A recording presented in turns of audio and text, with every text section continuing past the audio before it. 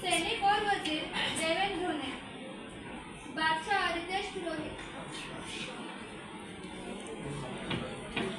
जो मेरा आखिरी समय आ गया है पर तुम्हें देने के लिए मेरे पास कुछ भी नहीं है, लेकिन हाँ तुम्हें विरासत में तुम्हें एक चीज़ देना चाहता हूँ और वह चीज़ है तीखी नज़र।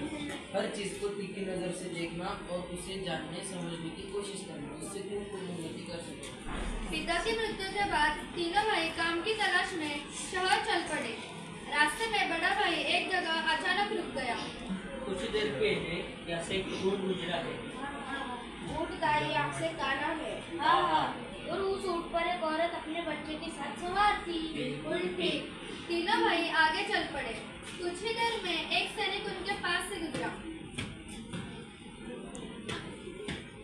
क्या तुम्हारा ऊँट खो गया है? हाँ, वह दाई आँख से काला है ना? हाँ, और उस ऊँट पर एक औरत अपने बच्चे के साथ सवार थी ना? हाँ, बिल्कुल ठीक बताया। बताओ कहाँ है वो? आगे गया होगा। तुमने उसे कितने देर पहले देखा था? हमने उसे देखा नहीं है। उसके बारे में किसे बता दिया? बस बता दिया, लेकिन हमने उसे देखा नहीं है। इसका मतलब है कि तुमने ऊँट को चुराकर इधर उधर करते आए। बताओ कहाँ है वो? थोड़ा थोड़ा कर उसके पीछे जा, रास्ते में कहीं मिल जाएगा। और तुम भाग जाओगे। बड़े चालाक करते हो। चलो बादशाह के पास, वही तुम्हारा फैसला करेंगे। सैनिक ने शोर पहुंचने पर तीनों को बादशाह के दरबार में पेश किया और सारी बात बताते हुए उन पर ऊँट चुराने का इल्जाम लगाया। बादशाह ने कुछ क्षण सोचा और तीनों भाइयों से कहा, तुम्हें अपनी सफाई में कुछ कहना है? महाराज सच कहता हूँ, हमने ऊँट नहीं चुराया, हमने तो उसे देखा तक नहीं है। तो फिर बिना देखे ही तुमने ऊँट के बारे में कैसे बताया?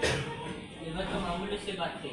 हमें हर चीज़ को गहरे नजर से देखने और उसके बारे में सोचने की आदत है, इसलिए हमने उनको देखे भी नहीं, उसके बारे में सब कुछ सही से बता दिया।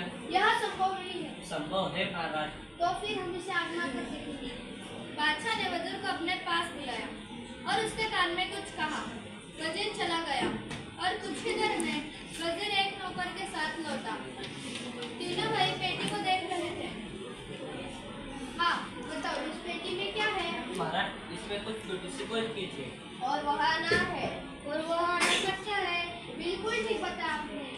याद करते हैं तुम्हारी नजर रखी। यह चोर नहीं है। तुम्हारा ऊँट कहीं आगे निकल गया होगा। जाओ, जिस रास्ते पर इन्होंने ऊँट को देखा था उसी रास्ते पर पता लगेगा। तब तक ये तीनों यहीं रहेंगे। बादशाह ने पेटी खोलकर उसमें से अनार निकालकर सभी दरबारियों को दिखाने के लिए कहा, ताकि उन्हें असलियत का पता लग जाए।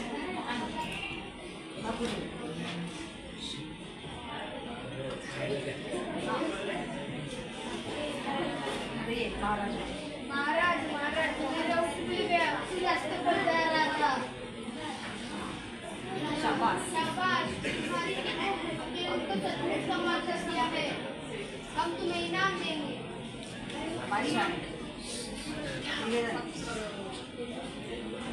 बादशाह ने तीनों भाई सोने की 100 मोहरे देने के लिए कहा। तीनों मोहरे पाकर खुश हुए। हाँ, अब यह बताओ, तुमने बिना देखे ही ऊँट और अनार के बारे में कैसे बताया? रास्ते की दूर पर बड़े पाव के निशान से पता लग रहा था कि कोई वैसे गुजरा है। बहुत खूब। और आगे जाने पर जब मैंने देखा रास्ते के बाई ओर की घास तो चढ़ी हुई है, लेकिन दाई ओर की घास सीधी खड़ी है। तो मैंने सोचा कि ऊँट दाई आँख से काला होगा, इंसान से दाई ओर की घास दिखाई नहीं दी। और आगे जाने पर मैंने एक जगह ऊँट के घुटनों के निशान देखे। तो मैंने सोचा ऊँट वहाँ बैठा होगा। पास एक औरत और बच्चे के पाँव के निशान थे। यह इस बात का सबूत था कि ऊँट पर औरत और बच्चा दोनों सवार थे। शाबाश, जवाब नहीं है तुमने कभी आगे था। अब हम अनार के बारे में जानने के लिए उत्सुक हैं। वो भी सुनिए महाराज, जब दोनों नौकर पेटी को जिस तरह उठा ला रहे थे उसी से पता लग रहा कि पेटी भारी नहीं है, और जब पेटी नीचे रखी गई तो उसमें से किसी को चीज मिलेगी क्या हो जाएगी। तभी मैंने सोचा कि पेटी बाग की ओर से लाई गई है, इसलिए उसमें भी कोई चीज अनार हो। यहाँ आते समय मैंने बाग में से